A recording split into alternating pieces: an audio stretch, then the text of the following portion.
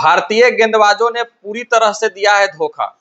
English बल्लेबाजों ने नहीं छोड़ा है कोई भी मौका। जी हां दोस्तों, चौथे टेस्ट मैच के तीसरे दिन स्टंप तक इंग्लैंड का स्कोर 544 रन हो चुके हैं और अभी भी उनके 3 विकेट शेष हैं। मात्र 7 विकेट उनके गिरे हुए हैं और 186 रन भारत के स्कोर से पहली इनिंग में आगे हो चुके हैं इंग्लैंड।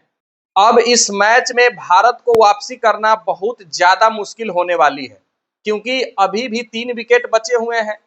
3 विकेट लेते लेते अगर 20-25 रन और भी बना देती है इंग्लैंड, तो 200 प्लस रनों का बढ़त इंग्लैंड का होगा और भारत जब दूसरी इनिंग में बल्लेबाजी करने आएगी तो वो 200 को पहले क्रॉस करना पड़ेगा, फिर जितना रन बनाएगी उतना रन चेस करना पड़ेगा इंग्लैंड को। तो इंग्लैंड पहली इनिंग में ही इतना स्कोर खड़ा कर दी है कि भारत को पार पाना बहुत मुश्किल होने वाला है, क्योंकि भारत के सारे फील्डर, सारे गेंदबाज अब थक कर चकनाचूर हो गए हैं। जो काम कभी भारत के बल्लेबाज इंग्लैंड के फील्डरों और बॉलरों के साथ कर रहे थे पिछले टेस्ट तक, वो काम इंग्लैंड के बल्लेबाज भारतीय फील्डर के साथ कर रहे हैं। भारत 10 सालों के बाद एक ऐसी टीम बनी है जो सेना कंट्री में जाकर के एक इनिंग में 500 प्लस रन कंसीड की है। 2015 के बाद से भारत कभी भी सेना कंट्री में एक इनिंग में 500 प्लस रन नहीं बनाने दी थी किसी भी टीम को। वहां पर हमारे गेंदबाजों ने 544 रन अभी तक बनवा चुके हैं और विकेट अभी भी 7 ही गिरे हैं इंग्लैंड के। इंग्लैंड की बल्लेबाजी की आप जितनी तारीफ कीजिएगा उतनी कम है, या फिर ये कह लीजिए कि भारत के गेंदबाजों की आप जितनी आलोचना कर लीजिए वो भी कम है। एक तो भारत के मैनेजमेंट न जाने क्या सोच करके अंशुल कंबोज को टीम में खिलाए, जबकि प्रसिद्ध कृष्णा आपके गेंदबाज बैठे हुए थे और इस पिच पर प्रसिद्ध कृष्णा की सख्त जरूरत थी, जहां कभी बॉल ऊपर और कभी नीचे हो रही है। लेकिन गौतम गंभीर के मैनेजमेंट में आपको कुछ भी समझ में नहीं आएगा। जो चीज नहीं होने वाला है वो चीज आपको गौतम गंभीर की कोचिंग में नजर आएगा। गौतम गंभीर की कोचिंग में श्रीलंका से वनडे सीरीज हार गए हम लोग, न्यूजीलैंड हम लोगों को व्हाइट हाउस करके चली गई, बॉर्डर गवास्कर ट्रॉफी हार गए और अब इंग्लैंड के खिलाफ एंडरसन तेंदुलकर ट्रॉफी है। लगभग हार के कगार पर इंडिया खड़ी है। इंग्लैंड के 5 बल्लेबाज 50 प्लस स्कोर बना चुके हैं। जो रूट साहब 150 रनों की पारी खेलकर आउट हुए हैं और जो रूट साहब की आप जितनी तारीफ कीजिएगा उतनी कम है। नाम ही है जो रूट, जर है और जर जैसा मजबूती से आज भारतीय गेंदबाजों का सामना किया है डट करके और पूरे विश्व के सेकंड हाईएस्ट रन गेटर हो गए हैं टेस्ट क्रिकेट में। केवल और केवल उनसे आगे अब महान सचिन तेंदुलकर ही हैं जो 15,921 रन बना करके सबसे आगे है।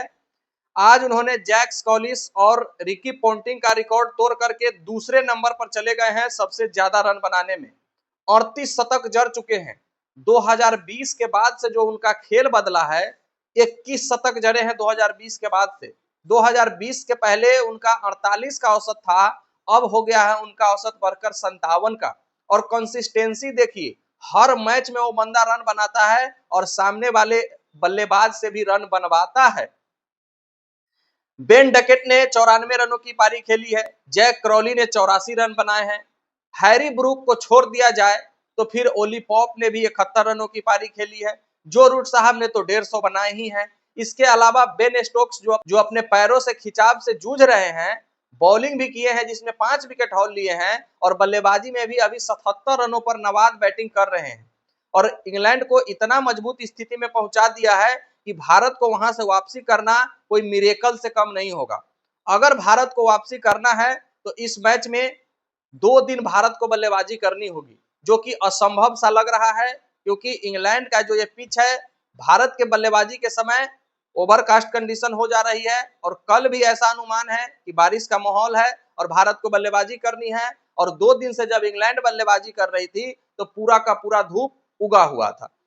तो भारत का कुछ किस्मत भी साथ नहीं दे रहा है। एज भी लग रहे हैं तो विकेट पर नहीं जा रहे हैं, तो क्या करे, होता है कुछ कुछ ऐसा दिन होता है। भारत के तरफ से कुछ कैप्टेंसी में भी परेशानी हुई है। वॉशिंगटन सुंदर को बहुत लेट से बॉलिंग लगाया गया सुमन गिल के द्वारा, जब कुछ भी नहीं हो रहा था किसी गेंदबाज से, तो वॉशिंगटन सुंदर आए और बैक टू बैक विकेट लिए। जडेजा ने 2 विकेट लिया है। बाद में जाकर के बुमराह और सिराज को एक एक विकेट मिला है, जबकि बुमराह ने 28 ओवर फेंका है और सिराज ने 26 ओवर फेंका है।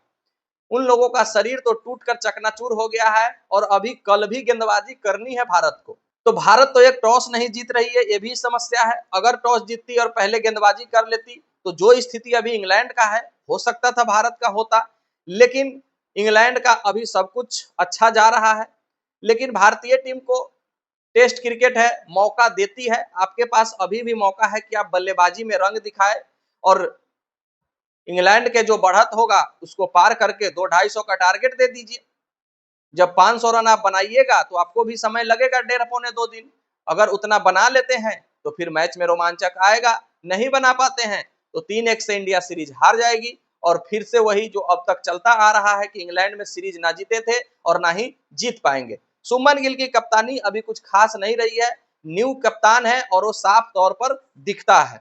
देखना है क्या हो पाता है। मिलते हैं फिर नेक्स्ट वीडियो में, जब तक के लिए बेस्ट ऑफ लक, धन्यवाद, जय हिंद।